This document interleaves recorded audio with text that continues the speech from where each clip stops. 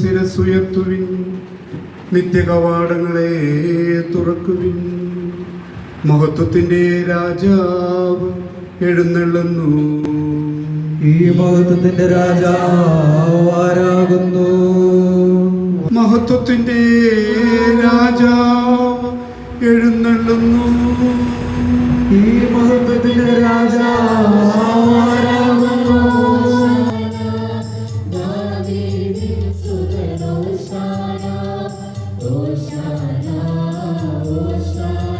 ഹോസാന എന്ന പദത്തിന്റെ അർത്ഥം ഞങ്ങളെ രക്ഷിക്കണമേ എന്നാണ്. നമുക്ക് ഓരോരുത്തർക്കും രക്ഷ ആവശ്യമുള്ള വിവിധ മേഖലകളുണ്ട്. ആ മേഖലകളിലേക്ക് കർത്താവിനെ വിളിക്കുക എന്നാണ്.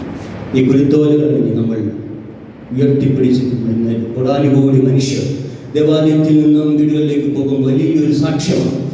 ഈശോയെ നമ്മൾ രക്ഷകനായി നമ്മൾ വിളിക്കുന്നു, നമ്മൾ സ്വീകരിക്കുന്നു. സക്കേവൂസ് സിക്കമോർ മരത്തിൻ്റെ ചുവട്ടിൽ വന്ന് ഈശോവനെ വിളിക്കുമ്പോൾ ഈശോയ്ക്ക് അവന് ഹോശാനയായി മാറി.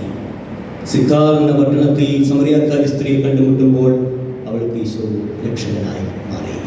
കർത്താവേ ദാവീദിന്റെ പുത്രാ എന്നിൽ കനിയണമേ എന്ന് ജെറീക്കോയിൽ നിന്ന് വിളിച്ച അന്ധന് ഈശോ രക്ഷകനായി മാറി.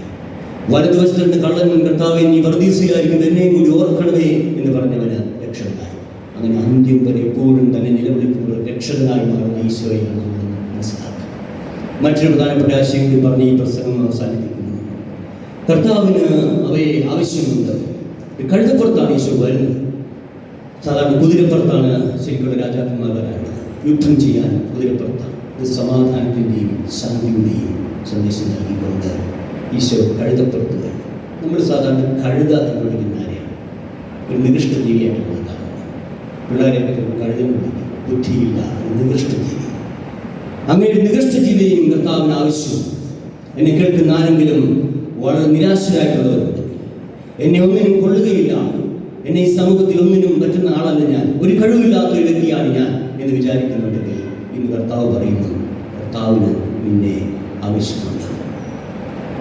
ചെറിയ കാര്യങ്ങളിലൂടെയാണ് ദൈവം അത്ഭുതം ചെയ്യുന്നത്. ഏറ്റവും നിസ്സാരമായ നിയോഗം പോലും അവൻ കാണുന്നു. നമ്മുടെ ഹൃദയത്തിൻ്റെ വിചാരങ്ങൾ പോലും അവൻ അറിയുന്നു. വിക്കനായ മോശയെ കൊണ്ടാണ് ഇസ്രായേൽ ജനതയെ ഈജിപ്തിൻ്റെ അടിമത്തിൽ രക്ഷപ്പെടുത്തിയത്. അവൻ്റെ കൈവശം എന്തുണ്ടെന്ന് ചോദിച്ചു. എൻ്റെ കൈവശം ഒരു വടി മാത്രം. ആ വടി നീട്ടാൻ പറയുക, നിസ്സാരമായ വടി. ആ വടി നീട്ടിക്കഴിഞ്ഞപ്പോൾ ചെങ്കടൽ രണ്ടായി വിഭജിച്ചു. അതിന് ഇസ്രായേൽ ജനത രക്ഷപ്പെട്ടു. വീണ്ടും ആ വടിയിൽ നിന്നാണ് പാറയിൽ നിന്ന് വെള്ളം വരുന്നത്. നിങ്ങളുടെ കൈവശം എന്തുണ്ട്?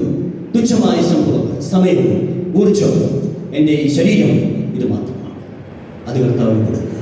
എത്ര നിസ്സാരമാണ്. നിങ്ങളുടെ കൈവശം എന്തുണ്ട് എന്ന് അപ്പം വർദ്ധിപ്പിക്കുന്നുണ്ട് യേശു ചോദിച്ചു. എല്ലാവരും അവർ കൊണ്ടുവന്ന അപ്പം മുറുകെ പിടിച്ചപ്പോൾ ഒരു ബാലൻ പറഞ്ഞു, കർത്താവേ എൻ്റെ കൈവശം 5 അപ്പമുണ്ട്. ആ 5 അപ്പമാണ് 5000 പേർക്ക് അവൻ വിളമ്പി കൊടുത്തത്. അതുകൊണ്ട് നിന്നെ കർത്താവിന് ആവശ്യമുണ്ട്. നിന്റെ കൈവശമുള്ള നിസ്സാരമായ ഊർജം, സമയം എല്ലാം കർത്താവിന് ആവശ്യമുണ്ട്. അപ്പോൾ ഇന്ന് ഹോസാന എന്ന് നിലവിളിക്കുമ്പോൾ നമുക്ക് രക്ഷ ആവശ്യമുള്ള മേഖലകൾ കർത്താവിന് സമർപ്പിക്കാം. ഞാൻ എത്ര നിസ്സാരനായാലും എന്നെ കർത്താവിന് ആവശ്യമുണ്ട് എന്നൊരു ചിന്ത നമുക്ക് വരുമ്പോൾ പ്രതീക്ഷയോടെ പറയാൻ പറ്റും. ഒത്തിരി മനുഷ്യർ ആത്മഹത്യ ചെയ്യുന്നത് എപ്പോഴാണ്? എന്നെ ആർക്കും ആവശ്യമില്ല, എന്നെ സ്നേഹിക്കാൻ ആരുമില്ല, എനിക്ക് സ്നേഹിക്കാൻ ആരുമില്ല, അങ്ങനെ ചിന്തിക്കുന്ന വ്യക്തികളാണ് ആത്മഹത്യ ചെയ്യുന്നത്. അപ്പോൾ കർത്താവ് പറയുന്നു, നിന്നെ കർത്താവിന് ആവശ്യമുണ്ട്. ഏറ്റവും നിസ്സാരനായവൻ്റെ നിയോഗം പോലും അവൻ കാണുന്നു. ഈശോ ദേവാലയത്തിൽ നിന്ന് പ്രാർത്ഥിക്കുമ്പോൾ ഭണ്ഡാരപ്പെട്ടിയിൽ നേർച്ചയിടുന്ന കൊച്ചമ്മമാരെ കണ്ടു. വലിയ വലിയ നോട്ട് കെട്ടുകൾ അവർ തിരികെ ഭണ്ഡാരപ്പെട്ടിയിടുകയാണ്. പക്ഷേ അവിടെ ഒരു പാവപ്പെട്ട കൗളട്ടിയ വിധവയായ സ്ത്രീ ഉണ്ടായിരുന്നു. എല്ലാവരും പോയി കഴിഞ്ഞപ്പോൾ ആ കവളത്തെ വിധവയായ സ്ത്രീ തന്റെ നിറം മങ്ങിയ തൂവാലയിൽ പൊതിഞ്ഞ ക്ലാവ് പൊടിച്ച ചെമ്പ് തൊട്ടെടുത്ത് ആരും കാണരുതേ എന്ന് കരുതിയിടുമ്പോൾ ഈശോ ഈ സ്ത്രീ എല്ലാവരെയും കൂടുതൽ നിക്ഷേപിച്ചു. അതുകൊണ്ട് ഏറ്റവും നിസ്സാരനായ നിയോഗം പോലും ഈശോ കാണുന്നു, ഏറ്റവും നിസ്സഹായകന്റെ നിലവിളി പോലും ഈശോ കേൾക്കുന്നു. കർത്താവിന് നിന്നെ ആവശ്യമുണ്ട്. നീ എത്ര ചെറുതാണെങ്കിലും നിന്റെ കൈവശം എന്തുണ്ട് എന്ന് മാത്രം കർത്താവ് ചോദിക്കുന്നു. അത് കർത്താവിൻ്റെ സന്നിധി സമർപ്പിക്കുമ്പോൾ അത് അത്ഭുതമായി മാറുന്നു. എല്ലാവരെയും കർത്താവ് രക്ഷിക്കട്ടെ. ഒരിക്കൽ കൂടി അവസാനത്തിൽ നാളിൽ നോക്കണം.